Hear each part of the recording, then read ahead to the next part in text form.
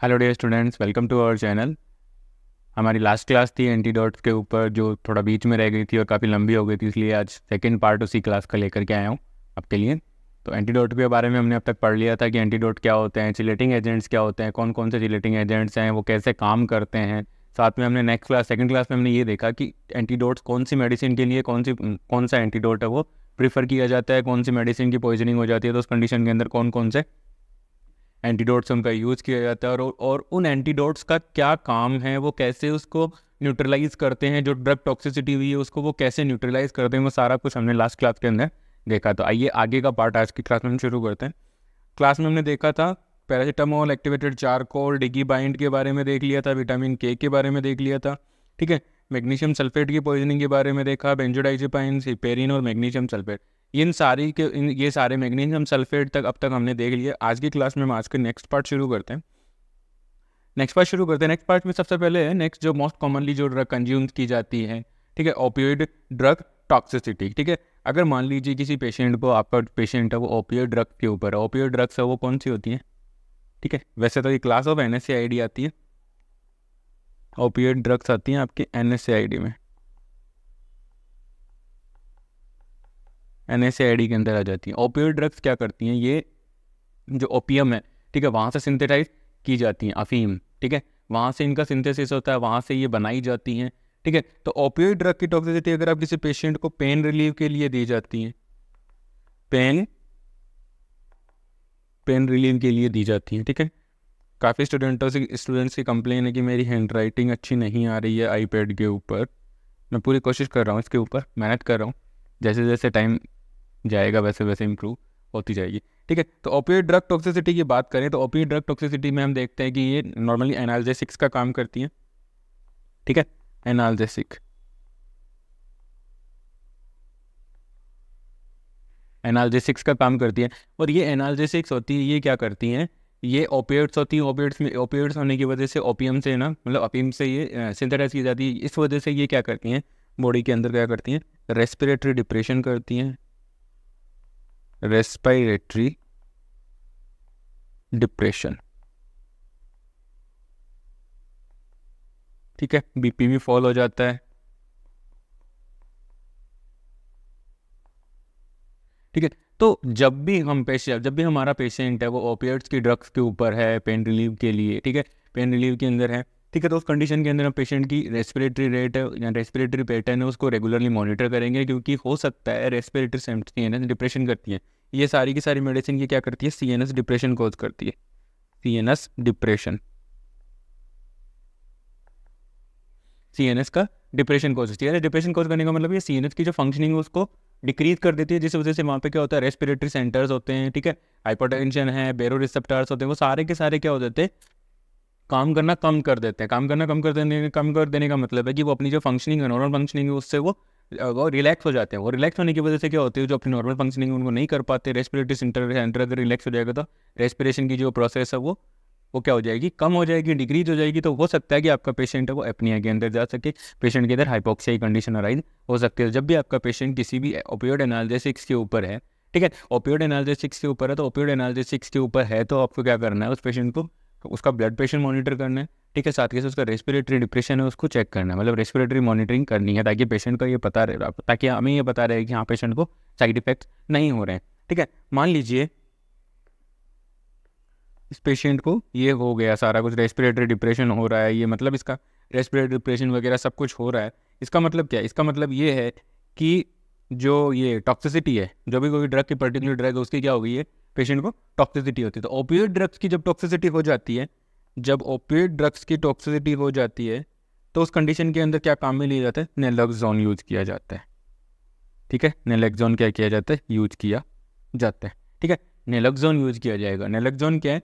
Antidote है, opioids का antidote है, इंपॉर्टेंट है, मोस्ट कॉमनली एग्जाम्स में पूछा जाता है, ठीक है। नेलोक्सोन क्या है? ओपियोइड्स का क्या है? एंटीडोट है। और ये एंटीडोट क्या करता है, कैसे काम करता है? ये क्या करता है? जो भी ओपियोइड ड्रग थी उसको क्या कर देता है? न्यूट्रलाइज कर देता है, ठीक है, जो भी ओपियोइड ड्रग थी उसको ये क्या कर देता है? न्यूट्रलाइज कर देता है। न्यूट्रलाइज करने की वजह से जो इसका इफेक्ट था वो क्या हो जाता है? कम हो जाता है, न्यूट्रलाइज होकर के बॉडी से इजीली एक्सक्रिएट हो जाती है। तो ओपियोइड टॉक्सिसिटी है। कॉमन ओपियोइड्स है वो कीमोथेरेपी में भी काम में लेते हैं। जब किसी पेशेंट को कीमो चल रही होती है उस कंडीशन में क्योंकि पेन रिलीव का काम कर रही है, पेन रिलीव का काम कर रही है, तो इसलिए हम इसको कीमो में भी काम में लेते हैं, क्योंकि कीमो के दौरान भी बहुत ज़्यादा पेशेंट को पेन होता है। एंटी कैंसर के अंदर या कैंसर की कंडीशंस के अंदर, ऑन्कोलॉजिकल कंडीशंस के अंदर हम पेशेंट के अंदर ओपियोइड एनाल्जेसिक्स का यूज़ करते हैं। ड्यूरिंग सर्जरी हम ओपियोइड एनाल्जेसिक्स का क्या करते हैं, यूज़ करते हैं, ताकि पेशेंट को पेन फ्री सर्जरी हो सके। ठीक है, नेक्स्ट वन है ऑर्गेनोफॉस्फेट पॉइजनिंग। तो ऑर्गेनोफॉस्फेट पॉइजनिंग है वो मोस्टली कब होती है?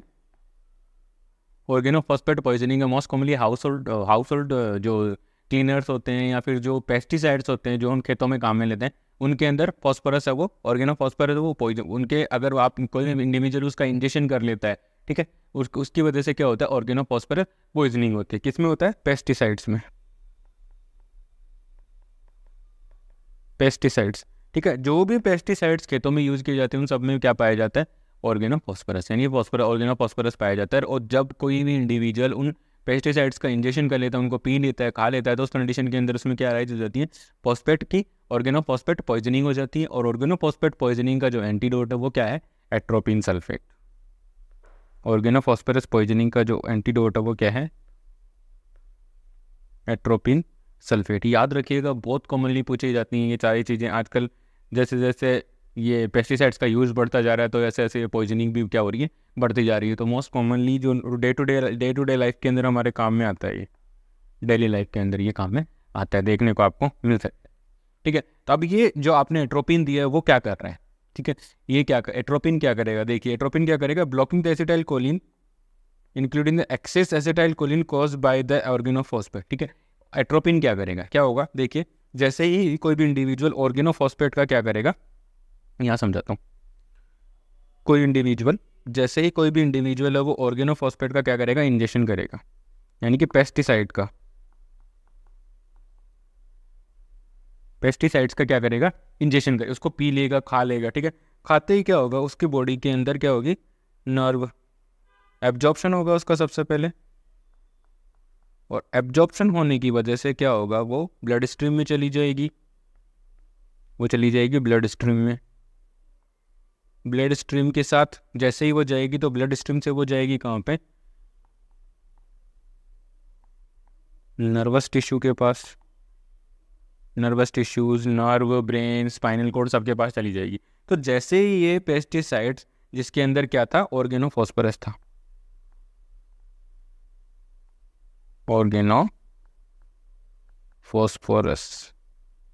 ऑर्गेनोफॉस्फोरस जिसके अंदर था, तो जैसे ये क्या हुआ? पेस्टिसाइड है, वो इंजेक्शन किया तो एब्जॉर्प्शन हुआ। एब्जॉर्प्शन होने से वो क्या हुआ? ब्लड स्ट्रीम्स के अंदर चला गया। ब्लड स्ट्रीम्स में जाने के बाद उसने क्या किया? वो कहाँ चला गया? नर्वस टिश्यू के। अब नर्वस टिश्यू के पास जाते ही क्या करते हैं? नर्वस टिश्यू क्या करते हैं? इसके रेस्पॉन्स में जो आपका पेस्टिसाइड्स है, उसके रेस्पॉन्स में नर्वस टिश्यू क्या करता है?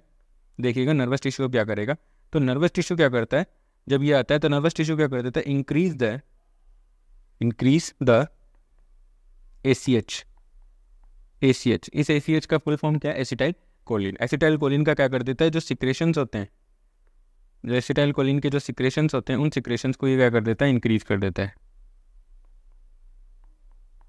एसिटाइल कोलिन के जो सिक्रेशंस होते हैं, उन सिक्रेशंस को क्या कर देता है? इंक्रीज कर देता है। खूब सारा एसिटाइल कोलिन वहाँ पे अक्यूमुलेट हो जाता है। तो इस वजह से क्या होता है? जो टॉक्सिसिटी है वो बार बार बढ़ती जाती है। ठीक है, अब आप क्या कर रहे हो? एसिटाइल कोलिन है, उसका सिक्रेशन बढ़ गया। अब हम क्या करें? एंटीडोट के रूप में हम क्या करेंगे?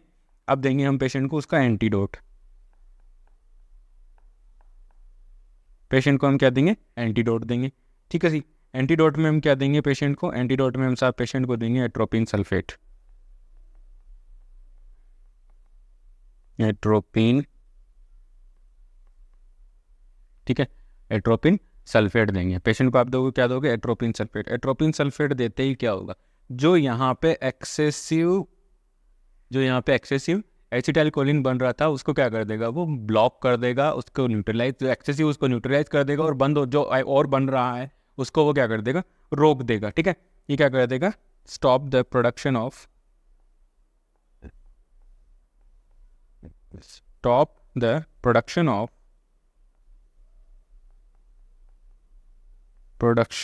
ACH and neutralize them। जो एक्सेसिव बना हुआ है उसको तो न्यूट्रलाइज कर देगा, और जो और बन रहा है उसको रोक देगा। तो ये काम है एट्रोपिन सल्फेट का किसमें, ऑर्गेनोफॉस्फेट पॉइजनिंग के अंदर। आई होप आप लोगों को समझ में आया होगा। ठीक है, अगर किसी भी स्टूडेंट को कोई डाउट है, समझने में कोई प्रॉब्लम हो रही है, प्लीज़ मुझे कमेंट सेक्शन में ज़रूर बताइए, मैं डेफिनेटली उनका आंसर करूँगा। ठीक है, नेक्स्ट वन है हमारा जो नेक्स्ट जो पॉइजनिंग है, वो पॉइजनिंग हमारी क्या कह रही है, नेक्स्ट वन जो पॉइजनिंग है वो पॉइजनिंग है हमारी आयरन पॉइजनिंग।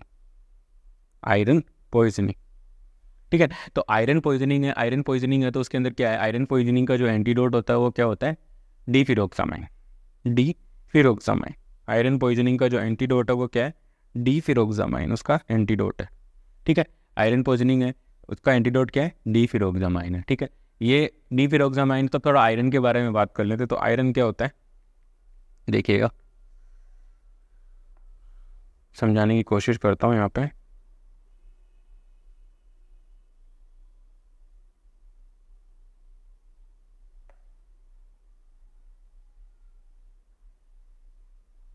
आयरन पॉइजनिंग है, ठीक है, तो आयरन है, सॉरी आयरन है, तो सीरम आयरन का लेवल चेक करने के लिए कौन सा टेस्ट किया जाता है, सीरम आयरन का लेवल चेक करने के लिए सीरम फेरेथिन टेस्ट किया जाता है। सीरम फेरेथिन टेस्ट किया जाता है। ठीक है, सीरम फेरेथिन टेस्ट किया जाता है। ठीक है, आयरन है वो कहाँ कहाँ यूज होता है, मोस्ट कॉमनली हीमोग्लोबिन में आता है। देखो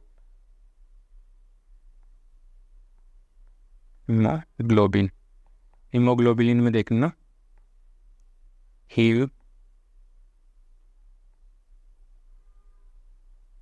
हीम प्लस ग्लोबुलिन। ठीक है, ये हो गया आपका आयरन, ये हो गई आपकी प्रोटीन। ठीक है, तो ये सारी चीज़ें क्या हो गई हैं आपकी आयरन के बारे में। ठीक है, नॉर्मल आयरन है उसका जो कंजप्शन है वो हमारी डाइटरी सोर्सेज की हमारी रिक्वायरमेंट पूरी होती है। ठीक है, साथ के साथ हमें जब आयरन की पॉइजनिंग हो जाती है, एक्सेसिव आयरन हो जाता है, ठीक है, एक्सेसिव आयरन है, आयरन का लेवल कब बढ़ सकता है, आयरन का लेवल बढ़ सकता है मैसिव ब्लड ट्रांसफ्यूजन में भी बढ़ सकता है।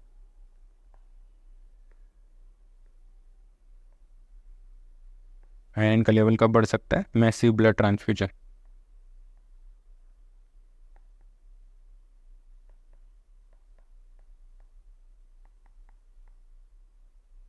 Massive blood transfusion.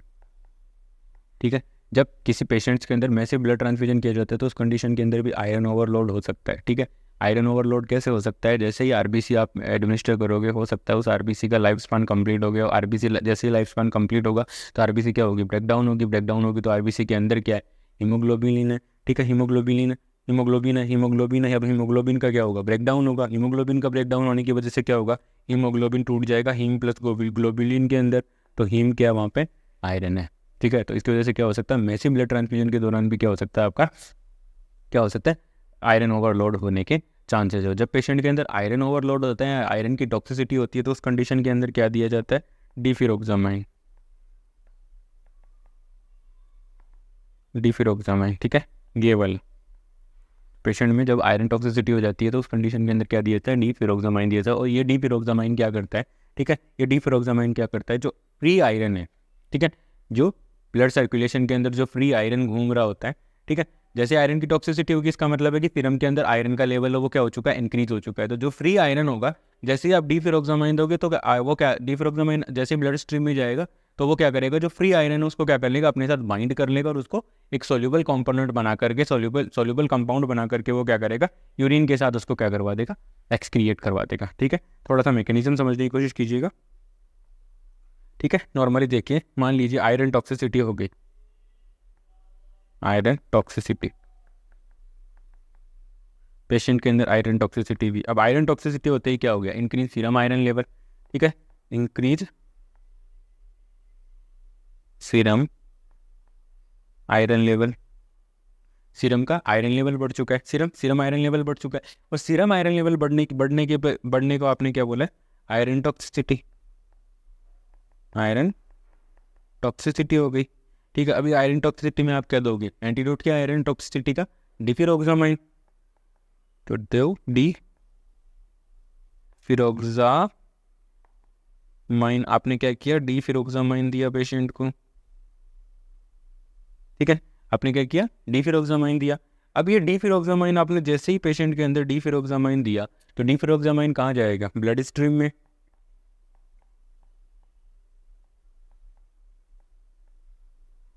डिफिरोक्सामाइन कहाँ गया, ब्लड स्ट्रीम में। और ब्लड स्ट्रीम में जाने के बाद ये क्या करता है, जो फ्री आयरन है bind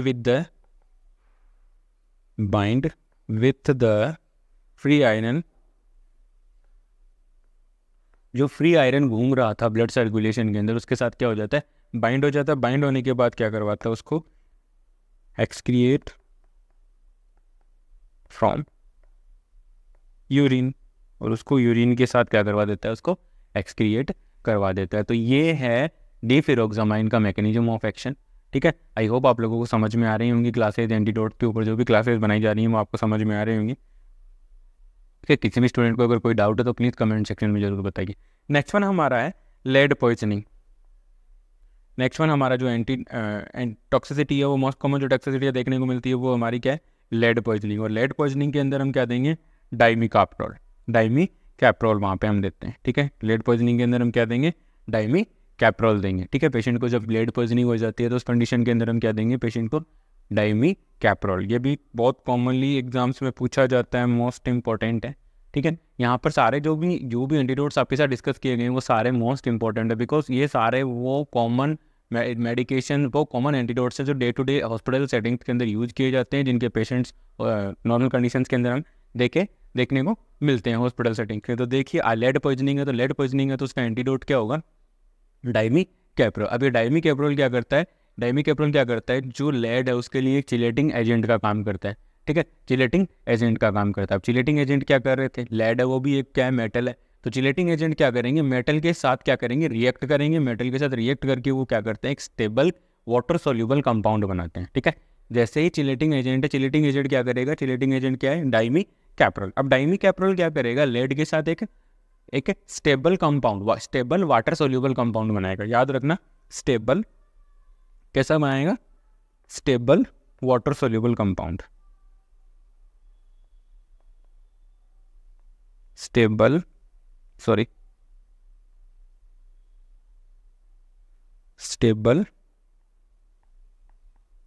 water soluble compound. Stable water soluble compound क्या करता है, बनाता है, स्टेबल वाटर सोल्यूबल कंपाउंड बनाता है। अब स्टेबल वाटर सोल्यूबल कंपाउंड बनाने की वजह से क्या होता है, ये इजीली बाहर निकल जाता है। ठीक है, तो लेड की जब पॉइजनिंग हो जाती है तो उस कंडीशन के अंदर क्या दिया जाता है, डाइमिकाप्रोल दिया जाता है। और डाइमिकाप्रोल क्या करता है, जो आपका लेड पॉइजनिंग हुई थी या लेड के साथ क्या करता है, एक चिलेटिंग एजेंट का काम करता है, लेड के साथ एक्ट करता है। ठीक है, रिएक्ट करके क्या करता है, वो एक stable compound, stable water soluble compound बनाता है, जिसकी वजह से क्या होता है, उसको वो यूरिन के साथ इजीली एक्सक्रिएट हो जाता है। ठीक है, नेक्स्ट है extra pyramidal symptoms, most commonly EPS symptoms. बहुत बार आपको देखने को मिलता होगा EPS symptoms, EPS extra pyramidal symptoms. Extra pyramidal symptoms कब होते हैं, मोस्ट कॉमनली ये एंटीसाइकोटिक ड्रग्स के साथ देखने को मिलते हैं। कौन सी ड्रग्स के साथ, एंटीसाइकोटिक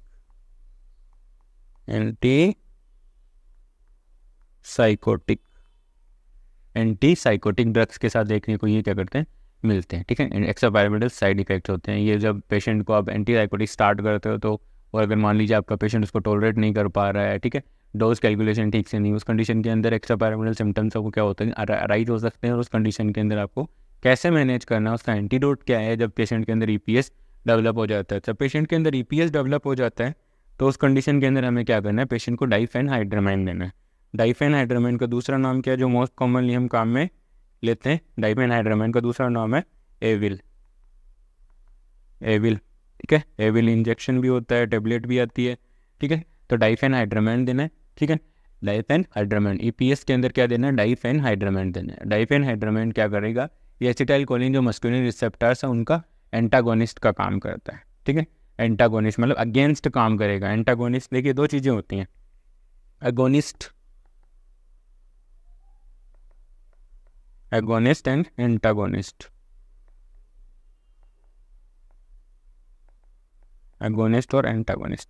ठीक है जी, तो एगोनिस्ट का मतलब तो होता है सेम काम करना। ठीक है, एगोनिस्ट का मतलब तो होता है सेम काम करना, ठीक है, work same as, work same as, ठीक है, और वर्क अगेंस्ट, ये क्या करेगा, वर्क अगेंस्ट,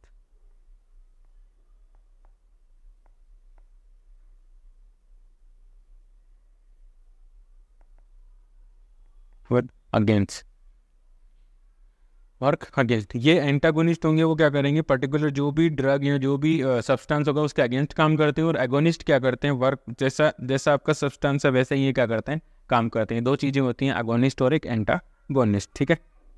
तो जब भी किसी पेशेंट के अंदर एक्स्ट्रा पैरामिडल सिम्टम्स देखने को मिलते हैं आपको, जब भी किसी पेशेंट के अंदर एक्स्ट्रा पैरामिडल सिम्टम्स देखने मिलते हैं, तो उस कंडीशन के अंदर क्या होता है, आपको डाइफेनहाइड्रामाइन है उसका क्या करना है, एंटीडोट है उसका यूज़ करना है, और उसका यूज़ करने से क्या होगा, वो क्या करेगा, एक एगोनिस्ट एसिटाइलकोलिन का जो प्रोडक्शन है उसको रोक देगा, मस्कुलिनिक रिसेप्टार्स उनको क्या कर देगा, ब्लॉक कर देगा, ठीक है। जो कि नर्वस सिस्टम होता है उसके अंदर मस्कुलिनिक रिसेप्टार्स होते हैं, और मस्कुलिनिक रिसेप्टार्स जो भी नर्वस सिस्टम होता है उसके अंदर क्या होता है, मस्कुलिनिक रिसेप्टार्स होते हैं। मस्कुलिनिक रिसेप्टार्स होने की वजह से क्या होता है, वहाँ पर क्या होता है, जो भी रिसेप्टार्स उनको ब्लॉक कर दिया जाता है, और ब्लॉक करने की वजह से ACH का जो प्रोडक्शन है वो क्या हो जाता है, रुक जाता है, ठीक है। नेक्स्ट वन है हमारा हाइपरकैलेमिया पोटेशियम। मान लीजिए किसी पेशेंट के अंदर मान लीजिए पोटेशियम का लेवल है वो बढ़ता ही जा रहा है, हाइपरकैलेमिया की कंडीशन अराइज हो रही है, ठीक है। हाइपरकैलेमिया की कंडीशन अराइज हो रही है तो उस कंडीशन के अंदर कौन सा एंटीडोट काम में लिया जाएगा, उस कंडीशन के अंदर जो एंटीडोट काम में लिया जाएगा उसको बोलते हैं काइलेक्जेट, उसको बोलते हैं काइलेक्स जेट। और दूसरा नाम है उसका सोडियम पॉलीस्टाइरीन है, ठीक है। सोडियम पॉलीस्टाइरीन काइलेक्जेट काम में लिया जाता है। ये काइलेक्जेट क्या करता है, ठीक है, पोटेशियम का जो एक्सक्रिएशन है, पोटेशियम का जो एब्जॉर्प्शन है इंटेस्टाइन्स के थ्रू या रीनल ट्यूब्यूल्स के थ्रू, जो पोटेशियम का एब्जॉर्प्शन हो रहा था उसको क्या कर देता है, ठीक है। तो थोड़ा सा जूम कर दें ताकि आपको समझ में आ जाए। ये क्या करेगा, पोटेशियम का एब्जॉर्प्शन उसको तो रोक देगा, और जो पोटेशियम का एक्सक्रिएशन है फीकल मैटर्स के साथ, फीकल मैटर के साथ, स्टूल के साथ पोटेशियम का एक्सक्रिएशन उसको इंक्रीज कर देगा। साथ के साथ ये क्या करता है, साथ के साथ में ये यूरिन के द्वारा जो एब्जॉर्प्शन हो रहा है रीनल ट्यूब्यूल्स के अंदर, जो पोटेशियम का एब्जॉर्प्शन हो रहा है उसको क्या कर देता है, स्टॉप कर देता है, ठीक है। जिससे क्या होता है, जो एक्सेसिव पोटेशियम होता है वो इजीली बाहर निकल जाता है, पोटेशियम बाहर निकल रहा है, ठीक है, फीकल मैटर और यूरिन के थ्रू बाहर निकल रहा है, साथ के साथ उसने एब्जॉर्प्शन भी कम कर दिया, तो इसका मतलब है कि पोटेशियम का लेवल है वो मैनेज हो जाएगा, ठीक है। लेकिन पोटेशियम की जब टॉक्सिसिटी हो जाती है तो उस कंडीशन के अंदर कौन सा एंटीडोट काम में लिया जाता है, काइलेक्जेट काम में लिया जाता है, ठीक है। नेक्स्ट वन है फ्लोराइड इंजेक्शन। जब भी कोई इंडिविजुअल फ्लोराइड इंजेक्शन कर लेता है, जब भी कोई इंडिविजुअल फ्लोराइड का इंजेक्शन कर लेता है, ठीक है, तो उस कंडीशन के अंदर क्या पेशेंट को क्या दिया जाता है, कैल्शियम साल्ट दिया जाता है, ठीक है, कैल्शियम साल्ट दिया जाता है। और ये कैल्शियम साल्ट क्या करता है, ठीक है, फ्लोराइड आयन के साथ कॉम्प्लेक्स बनाता है, और कॉम्प्लेक्स बना करके उसको ईजिली एक्सक्रिएट करवा देता है, ठीक है। रैपिडली क्या करता है, कॉम्प्लेक्स बनाता है, कॉम्प्लेक्स बना करके उसको क्या कर देता है, जो फ्लोराइड आयन है उसके साथ रैपिडली कॉम्प्लेक्स बनाता है, और कॉम्प्लेक्स बनाकर उसको क्या कर देता है, रिलीज करवा देता है वहाँ से, ठीक है, बाहर निकाल देता है, ठीक है, फ्लोराइड इंजेक्शन। नेक्स्ट वन है एट्रोपिन सल्फेट की पॉइजनिंग। मान लीजिए किसी पेशेंट को एट्रोपिन की पॉइजनिंग हो गई, उसने क्या कर दिया, जो भी आपका ACH है उसको ब्लॉक कर रखा है, ठीक है, एसिटाइलकोलिन उसके सिक्रेशन को क्या कर रखा है, ब्लॉक कर रखा है। तो जब भी किसी पेशेंट के अंदर आपको एट्रोपिन सल्फेट की पॉइजनिंग देखने को मिले, ठीक है, एट्रोपिन सल्फेट की पॉइजनिंग देखने को मिले, तो उस पेशेंट को हमें क्या देना है, नियोस्टिगमाइन, याद रखिएगा, ठीक है। उस पेशेंट को हमें क्या देना है, नियोस्टिगमाइन देंगे, ठीक है। और नियोस्टिगमाइन क्या करेगी, जो मस्कुलिनिक रिसेप्टार्स है उनको क्या कर देगी, ब्लॉक कर देगी, इनहिबिट द मस्कुलिनिक रिसेप्टार, और मस्कुलिनिक रिसेप्टार्स को ब्लॉक करेगी, उसकी वजह से क्या होगा, पे ACH का प्रोडक्शन है, वो ACH प्रोडक्शन स्टार्ट हो जाता है। जो ACH का जो प्रोडक्शन है वो क्या हो जाएगा, वहाँ पे स्टार्ट हो जाता है, इंक्रीज हो जाता है, धीरे धीरे वो एट्रोपिन को जो इफेक्ट्स थे उनको न्यूट्रलाइज कर देता है। नेक्स्ट वन है एट्राक्यूरियम न्यूरोमस्कुलर ब्लॉकिंग एजेंट, ठीक है। ये एक एग्जांपल है एट्राक्यूरियम। नॉर्मली हम जनरल एनेस्थीसिया के अंदर काम में लेते हैं पेशेंट की मसल्स को, टोटल मसल्स को रिलैक्स करने के लिए, ठीक है। मैंने एक बार पहले भी जब पढ़ाया था तब भी बताया था कि जनरल एनेस्थीसिया होता क्या है, देखिए जनरल एनेस्थीसिया, ठीक है, general anaesthesia combine of sedation, ठीक है, sedation plus muscles relaxant muscles का रिलैक्सेशन होता है जनरल एनेस्थीसिया में, प्लस पेन रिलीफ। ठीक है, अगर जब भी किसी पेशेंट को एनेस्थीसिया जनरल एनेस्थीसिया दिया जाता है तो उस कंडीशन के अंदर, या एनेस्थीसिया दिया जाता है तो उस कंडीशन के अंदर 3 चीज़ें होती हैं। पेशेंट के अंदर सेडेशन, नींद आ जानी चाहिए पेशेंट को, मसल्स रिलैक्स, पेशेंट की बॉडी की जो भी मसल्स है वो क्या हो जाती है, होनी चाहिए, रिलैक्स होनी चाहिए। जो जिस भी टाइप का आप एनेस्थीसिया दे रहे हो उस टाइप में यही होगा। ठीक है, स्पाइनल दे रहे हो तो लोअर बॉडी की मसल्स है वो रिलैक्स हो जाएंगी, फिर जीए दे रहे हो तो कंप्लीट बॉडी की जो मसल्स है वो रिलैक्स हो जाएंगे। और पेशेंट को क्या नहीं होना चाहिए, पेन नहीं होना। अब देखिए, सेडेशन के लिए काम में लिया जाता है प्रोपोफोल। ठीक है, प्रोपोफोल काम में नहीं देते। प्रोपोफोल के बारे में अगर आपको डिटेल्स देखनी है तो आप मेरे चैनल के शॉर्ट्स में जा करके देख सकते हैं। प्रोपोफोल काम में लिया जाता है, मसल रिलैक्सेंट के लिए काम में लिया जाता है, जो भी हम बात कर रहे हैं। ठीक है, एट्राक्यूरियम। ठीक है, और पेन रिलीफ के लिए काम में लिया जाता है फेंटानिल। फेंटानिल काम में लिया जाता है। ठीक है, फेंटानिल काम में लिया जाता है। ठीक है, तो अब जब आपको पेशेंट को रिवर्स करना है, एनेस्थीसिया दे दिया, पेशेंट को रिवर्स करना है, रिवर्स करना होगा तो क्या करना होगा, प्रोपोफोल के इफेक्ट को आपको न्यूट्रलाइज करना है। लेकिन प्रोपोफोल के क्या होता है, ये जल्दी से, जैसे ही आप एडमिशन करते हो तो इसकी जो लाइफ स्पान होता है वो बहुत कम होता है। ठीक है, ये जल्दी से इमीडिएटली जैसे बॉडी में जाता है, अपना इम्पैक्ट दिखाता है, इम्पैक्ट दिखा करके टूट करके किडनी के साथ बाहर निकल जाता है।